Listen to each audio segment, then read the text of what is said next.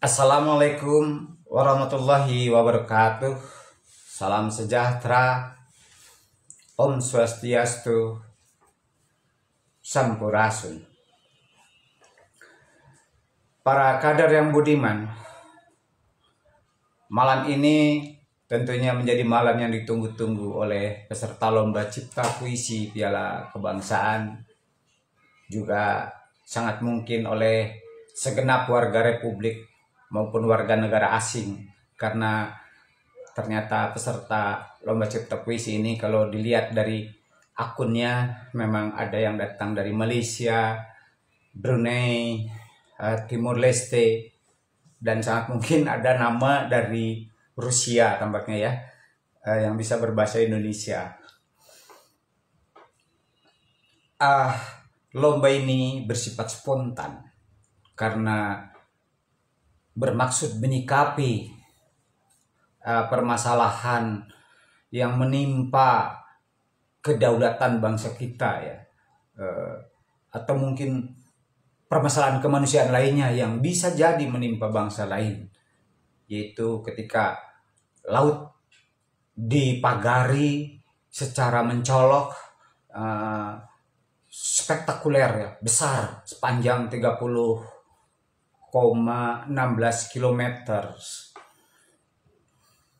Dan ini, pagar laut ini telah menjadi berita bukan hanya di Indonesia, tapi juga menyebar ke negara-negara lain. Dan sangat jelas bahwa pagar laut ini dilakukan, diinisiasi oleh oligarki atau konglomerat yang berkongsi dengan penguasa. Nah, untuk menyikapi masalah ini, kemudian Partai Penulis Puisi menyelenggarakan lomba tersebut dengan harapan kita bisa mendapatkan jawaban selain tentu melahirkan puisi yang estetik, puisi yang menggambarkan suatu kesadaran manusia Indonesia dan menjaga kedaulatan warga negara melalui karya estetik ya. Setelah logika, etika, itu muncul estetika. Ya, pagar laut ini melahirkan banyak pertanyaan. Apakah peristiwa pagar laut bermaksud dengan jelas dan tegas mengganggu atau bahkan merebut kedaulatan Republik Indonesia? Pertanyaan ini setidaknya hendak dijawab oleh puisi yang walaupun mungkin ada yang akan menganggapnya nihilistik. Apakah dalam peristiwa itu terdapat pelanggaran hukum, di mana hukum merupakan payung besar bagi lajunya roda kehidupan bernegara dan berbangsa? Nah, apakah pagar laut juga bertentangan dengan Pancasila, terutama sila keempat dan kelima, atau bertentangan dengan Undang-Undang Dasar 1945 ya, sekali lagi, dan perundang-undangan sebagai turunannya? Dan banyak pertanyaan-pertanyaan lain tentang apakah bisa dideretkan dan bisa diajukan. Lomba ini kemudian diselenggarakan melalui 2 tahapan, yaitu tahapan yang akan dinilai murni oleh Dewan Juri dan tahapan yang akan dinilai oleh publik, oleh para kader, dikomentari, diberi like atau emoticon lainnya melalui Facebook, beranda Facebook yang akan dinilai oleh juri kan, dikirim melalui G-form. Barangkali lomba ini agak anomali. Ada yang dinilai publik, ada dinilai juri. Tujuannya sebetulnya sangat jelas. Yang dinilai oleh publik itu dengan tujuan hendak memanjangkan ingatan publik, dengung perlawanan, kemudian nilai masifikasi atau nilai viralnya dari peristiwa ini, peristiwa pagar laut, dan sikap para penyair dalam menyikapi peristiwa pagar laut itu. Nah, sedangkan yang dinilai oleh Dewan Juri adalah untuk mendahulukan penelusuran kualitas estetika, daya ucap, kesetaraan dengan tema, dan lain-lain sebagainya. Dan alasan-alasan itu sebenarnya telah disampaikan melalui beranda Facebook Partai Penulis Puisi.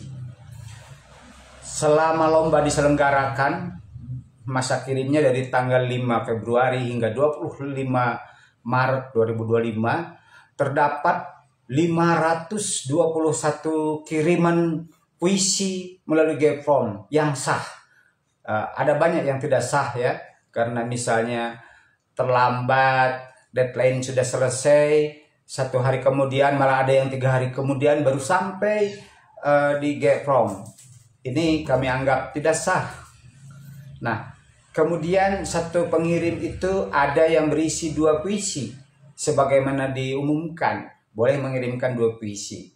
Banyak juga yang 1 puisi, sehingga jumlah total puisi yang masuk itu mencapai 788 judul. Nah, sedangkan di postingan melalui grup FB, panitia tidak menghitung jumlahnya dengan pasti, tetapi dapat melacak 5 akun yang mendapatkan nilai like terbanyak, komentar terbanyak, dan kemudian ditelisik dan diverifikasi. Kemudian juga kami konsultasi kepada ahli IT, ternyata memang ditemukan ada postingan-postingan yang mendapatkan like dari butik ya, mungkin diiklankan oleh peserta lain. Jadi kita juga tumbuh suatu kesadaran bahwa ternyata bangsa kita dari kalangan seniman atau mungkin bukan seniman tapi gadungan masuk ke PPP dan ternyata melakukan kejahilan seperti itu. Ini adalah musuh kemanusiaan yang semoga tidak terjadi lagi di tempat-tempat lain dan pada kesempatan lain ya. Orang-orang yang berniat culas mengerjai panitia, mengerjai dewan juri, mengerjai peserta yang lain. Ini adalah sifat musuh dari kemanusiaan yang mestinya di tangan penyair hal-hal itu sudah beres. Kita terbebas dari persoalan-persoalan batin yang mencerminkan bahwa penyair itu ternyata belum beres. Nah, kami dapat mengantisipasi sehingga dapat menilai dengan jernih puisi terfavorit. Untuk menilai kadar estetik, ketetapan tema yang diajukan, kami telah menunjuk 3 dewan juri ya, di mana profilnya dapat dilacak melalui Mbah Go ya, yaitu Hasan Aspahani, ketua merangkap anggota juri, Wayan Jengki Sunarte, dan Sofyan R.H. Sekali lagi, profil ketiga juri tersebut bisa dilacak lewat Mbah Go, atau juga bisa bertanya langsung apakah pilihan panitia itu sudah tepat atau keliru. Nah, kenapa kemudian menyikapi persoalan besar itu dengan lomba? Karena lomba ini ternyata menjadi suatu anjuran dari ajaran berbagai agama yang termaktub di dalam berbagai kitab suci. Sebutlah Quran, Injil, Veda, dan mungkin yang lainnya, bahwa manusia dianjurkan untuk berlomba dalam kebaikan, termasuk dalam hal ini melahirkan karya yang terbaik. Karya terbaik itulah yang berguna untuk memajukan peradaban manusia. Juga kita bisa bercermin misalnya pada Olimpiade bangsa Yunani yang digelar pada 776 sebelum Masehi hingga 393 sebelum Masehi.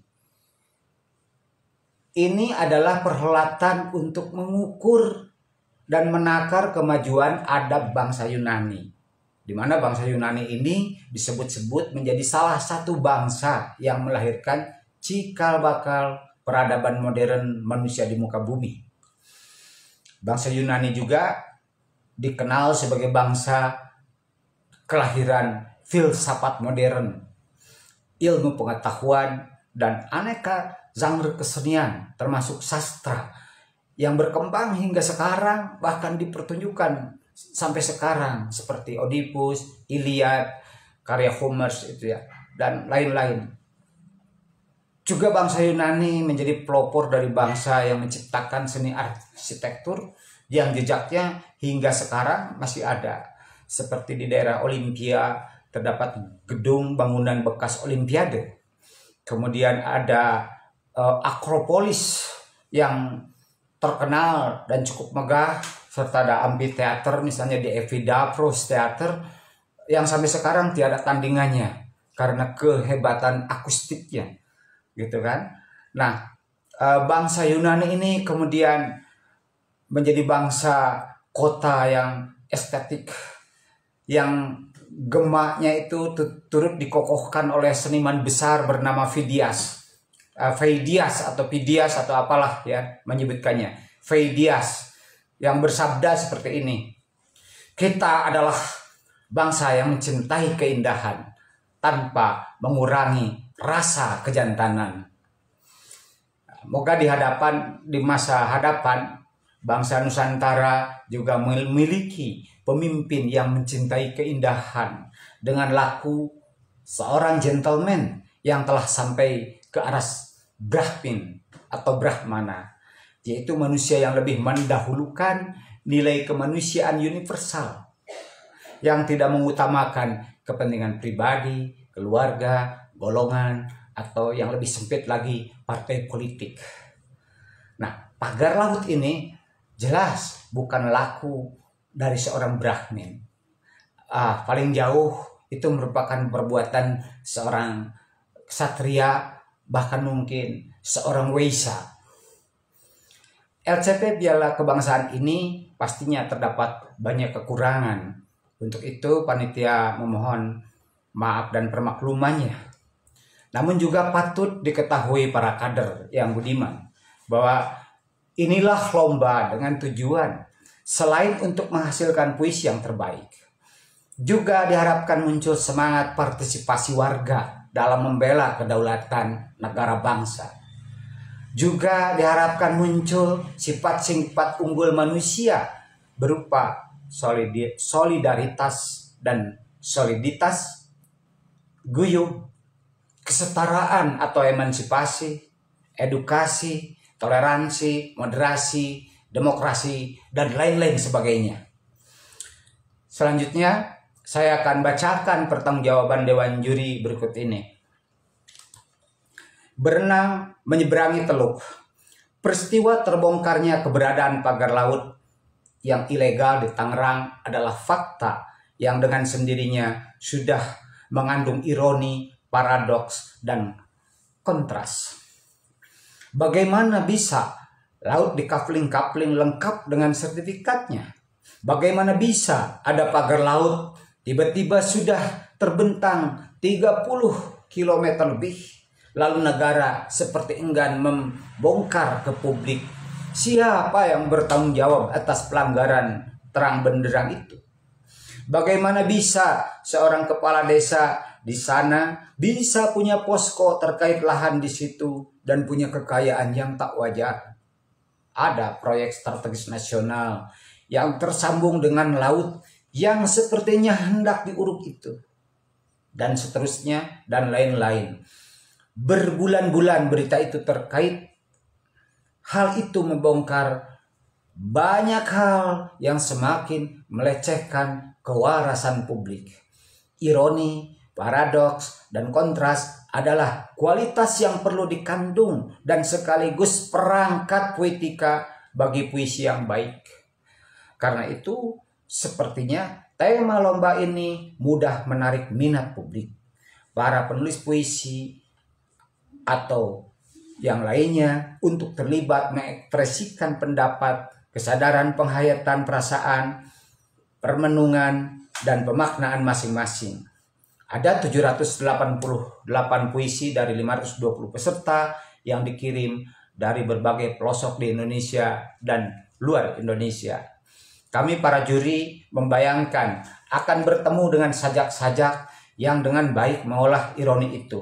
Mungkin seperti sajak Sutarzi Kalsum Bahri yang berjudul Jembatan atau Taman, atau sajak-sajak yang meminjam bentuk pamflet seperti yang dilakukan Rendra dalam potret pembangunan dalam puisi.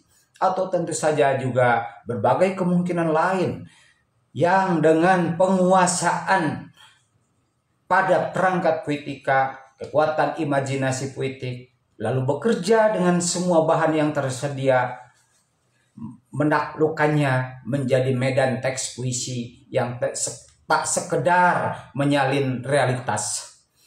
Akan tetapi sebagian besar puisi yang kami baca masih berenang di wilayah dangkal. Seakan yaitu tadi, hanya menyalin realitas dengan cara yang bahkan lebih buruk dari sebuah berita. Atau jika ada upaya lebih, hanya sampai pada kolase atau tempelan yang tidak padu. Lebih parah lagi, beberapa puisi bahkan tidak paham apa bahan yang dipuisikan. Mengira pagar laut adalah benteng yang menjaga pantai dari gempuran ombak. Ironis sekali ya. Yang kami ingin temukan adalah puisi yang mampu menyeberang, merenangi selat. Ibaratnya ada ombak besar yang harus ditaklukkan. Tapi beberapa puisi malah seperti menunjukkan kemampuan menyelam. Itu bagus, tapi bukan itu yang diperlukan. Ada juga puisi yang seperti menunjukkan berselancar dengan indah. Itu juga bagus. Tapi sekali lagi, bukan itu yang dituntut oleh tema puisi ini. Kami memilih puisi yang sampai di seberang. Itu artinya tema digarap dengan baik, terucapkan dengan utuh. Kompleksitas dihadirkan dengan kemahiran memberdayakan perangkat puitika yang mungkin dan yang cocok. Banyak puisi yang berhias jargon yang terasa menempel tanpa misalnya bisa memberdayakan sebagai alusi untuk menambah lapisan makna pada teks.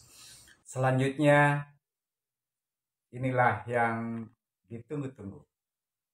Pengumuman hasil lomba cipta puisi Piala Kebangsaan 2025 dengan tema Pagar Laut. Saya mulai dari puisi nominasi.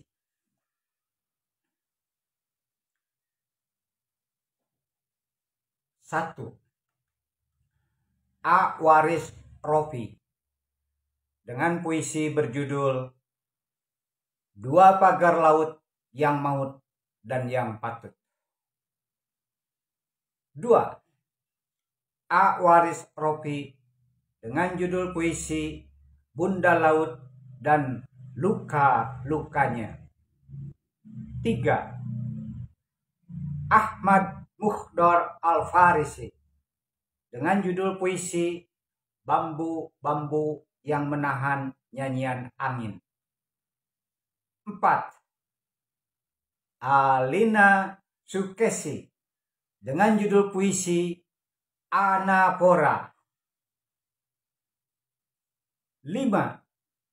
Andi Wirambara dengan judul puisi Yang Kau Jahit Adalah Laut. 6. Anharul Huda dengan judul puisi Birokrasi di Ujung Dermaga. 7. Anora Nikolayevna Kasanova dengan judul puisi Kepulangan yang Tak Pernah Ditulis. 8. Atikah Samarah dengan judul puisi Epigram Kegalauan. 9. Ayumi Akihara dengan judul puisi Mazmur Laut di Tubuh Biru. 10. Ayat Khalili dengan judul puisi Mengapa Laut Harus Dipisah dari Hidup. 11. Abror Y. Prabowo dengan judul puisi Menjumpaimu di Laut Terluka. 12. Bambang Widyatmoko dengan judul puisi Pagar Laut Kecemasan. 13. Bustan Basir Maras dengan judul puisi Rabun Hari. 14. Khairil Gibran Ramadan dengan judul puisi Love Der Zifar 1799. 15. Kristia Dewi Eka dengan judul puisi Saha Mensienna Saha. 16. Daviatul Umam dengan judul puisi Batang-Batang Laut. 17. Dahlia Kusumawati dengan judul puisi Begitukah Tingkah Orang-orang Beruang. 18. Faidi Rijal Alif dengan judul puisi Suara Laut dan Cinta yang Tak Bisa Dikurung Pagar Berahi. 19. Edi Pranata dengan judul puisi Bangkai-Bangkai Perahu dan Kelip Mercusuar. 20. Eko Tunas dengan judul puisi Cerita Anak Nelayan. 21. Elmira Damayanti dengan judul puisi Tangerang 2024. 22.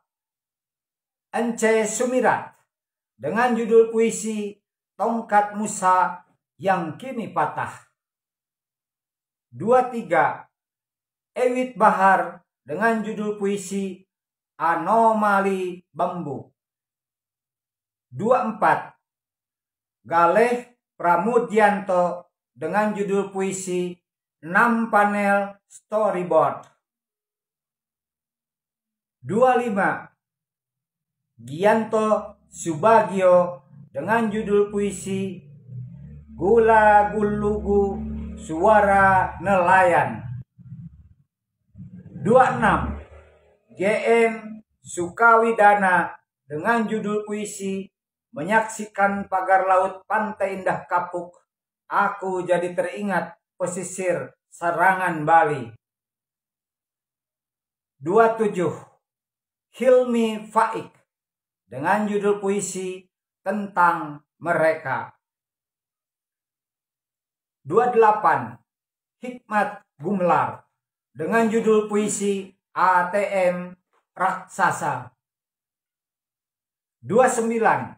Hikmat Gumelar dengan judul puisi Kapal VOC. 30. Hoirudin dengan judul puisi Dasa Mala. 31. Ikhlas Syukuri dengan judul puisi Jangan Tanya Siapa Memagar Laut. 32. Ikhlas Syukuri dengan judul puisi Pagar Laut. 33. Iman Sembada dengan judul puisi Barcode Gawat Darurat. 34. Indri Kartika Putri dengan judul puisi Dusta di Atas Ombak. 35. Irzi Zasfitri dengan judul puisi Orang-orang yang Menunggu Pagar Laut di Tangerang Dicabut. 36. Isbedi Setiawan JS dengan judul puisi Sebab Pantai Untuk Pergi dan Pulang. 37. Kinaria Asriana dengan judul puisi Laut Kita Telah Tersandra. 38. Kurnia Effendi dengan judul puisi Luka Tusuk Induk Sembilu. 39. Kurnia Effendi dengan judul puisi 30,16. 40. Lestari Sudiartuti dengan judul puisi Percakapan di Pesisir Pantai Tangerang. 41. Matroni Muserang dengan judul puisi Dari Pagar Laut Bambu. 42. Mahdi Duri dengan judul puisi Dolanan Pagar Laut dipagari dolanan. 43. Made Edi Arudi dengan judul puisi Aku Berceloteh dengan 12 luka sayatan anak negeri. 44. Muda Wijaya dengan judul puisi Siapa Penguasa Laut. 45. Mustafa Ismail dengan judul puisi Air Mata Ikan. 46. Muhammad Ismail K dengan judul puisi Di Tepi Dermaga. 47. Muhammad Pomi dengan judul puisi Laut yang Terpenjara. 48. Nanang R. Supriyatin dengan judul puisi Karut Marut Pagar Laut. 49. Neng Lilis Nur Aini dengan judul puisi Ciprak Cingkrung. 50. Ngadi Nugroho dengan judul puisi Pagar Laut. 51. Norka M. Masardi dengan judul puisi Pagar-Pagar. 52. Putra Niron dengan judul puisi Menolak Dialog. 53. Kila Zahra dengan judul puisi Bibir Samudra. 54. Ramon Afta dengan judul puisi Makan Siang Bersama Tuan Guan. 55. Ricky Utomi dengan judul puisi Penjara Laut. 56. Rizka Widiana dengan judul puisi Tentang Dongeng Ibu dan Laut Dipagari. 57. Sabto Wardoyo dengan judul puisi Hikayat Serumpun Bambu. 58. Setio Bardono dengan judul puisi Pantun Pagar Laut. 59. Sihar Ramses Simatupang dengan judul puisi Garis Batas Teluk. 60. S. Sigit Prasojo dengan judul puisi Mantra Laut yang Terkurung. 61. Sini Ane El Poesia dengan judul puisi Doa Pagar, Doa Laut. 62. Sigit Purwanto dengan judul puisi Merah Dalam Darah Biru Nelayanku. 63. Syarifuddin Arifin dengan judul puisi Melaut Ludah di Bulut. 64. Tasamsyah dengan judul puisi Makam Ombak di Negeri Tembok. 65. Tansu Cahyono dengan judul puisi Duka Anak Laut. 66. Tinalia Marta Sianturi dengan judul puisi Nyanyian Laut yang Terbisu. 67. Tri Astoto Kodari dengan judul puisi Leher Ombak Berkalung Pagar Bambu. 68. Tri Astoto Kodari dengan judul puisi Manuskrip Kohod. 69. Udo J. Karji dengan judul puisi Rasanya Aku Terlalu Berharap pada Laut. 70 Ulfatin CH dengan judul puisi Pagar Laut. 71 Umi Rosiatul Mukaromah dengan judul puisi Laut Setelah Pagar Menjadi Belukar. 72 Vito Prastyo dengan judul puisi Tangan-Tangan di Laut Hening. 73 Yana Risdiana dengan judul puisi Ketika Semua Berakhir Menjadi Miliknya. Demikian 73 nominasi, puisi-puisi nominasi yang mendampingi 5 puisi terpilih, kemudian 1 puisi favorit dan 1 puisi terbaik, sehingga berjumlah 80 finalis. Saya bacakan dulu dari puisi terfavorit, pilihan para kader melalui grup Facebook PPP, Partai Penulis Puisi. Ada 5 puisi yang punya nilai cukup banyak, namun memang disayangkan ada peserta yang nyelonong masuk ke PPP dan kemudian mungkin menjahili teman-teman yang lain,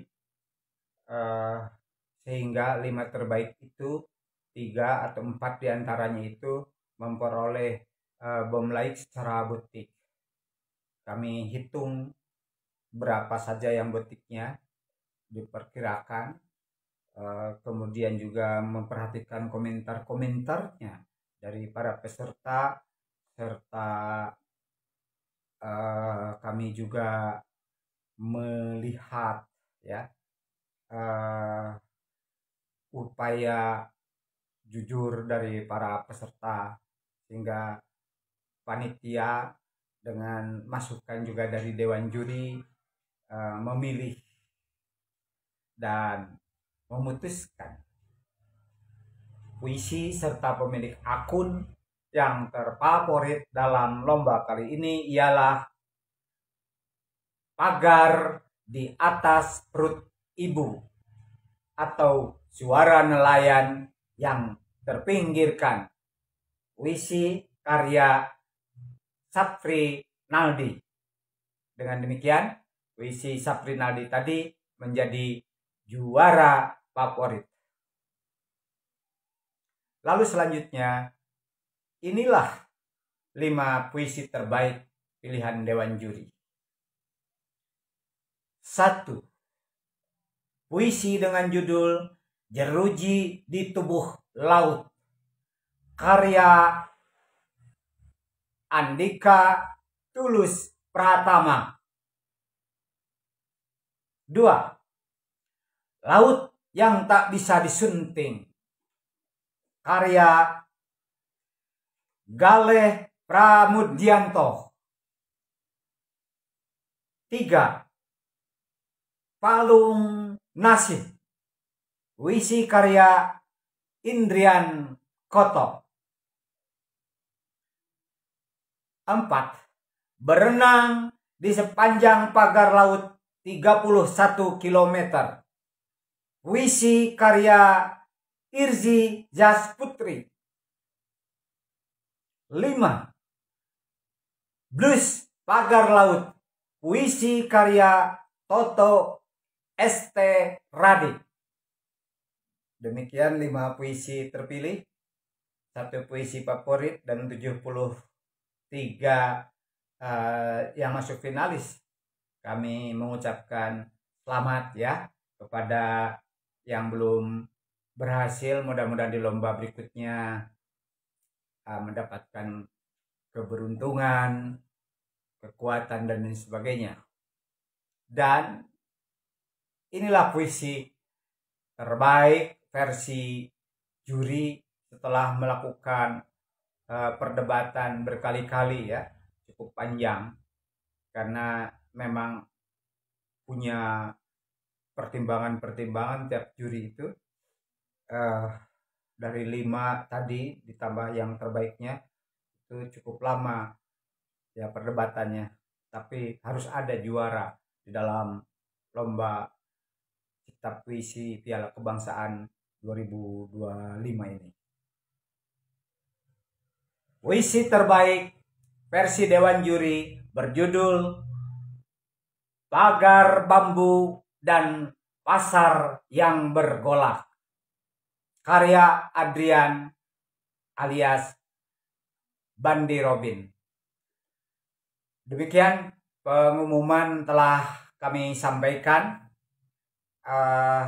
Tentu ada kekurangan-kekurangan karena tidak ada yang sempurna di muka bumi ya. Nobody's perfect in the world. Karena itu panitia dan dewan juri memberikan kesempatan kepada para kader yang merasa penasaran atau terganggu secara nalar atau waras, maka kami beri kesempatan hingga tanggal 20 April bila misalnya hendak mengganggu gugat ya. Keputusan dewan juri ini bisa disampaikan dulu lewat WA, kemudian nanti panitia menyediakan rapat virtual melalui Gmeet atau melalui Zoom. Tujuan membuka hal ini tiada lain supaya tercipta dialektika di dalam perpuisian sekaligus perlombaan. Sekali lagi mungkin kami perlu sampaikan bahwa lomba ini bersifat spontan, ingin mengajak peran serta warga Republik, sehingga di dalam SNK syarat atau ketentuannya pun ada masukan-masukan dari para kader dan kemudian digabungkan dengan syarat dan ketentuan yang ditentukan oleh juri dan panitia, sehingga terciptalah syarat dan lomba yang barangkali bisa dinilai anomali atau agak berbeda dari yang lain ya.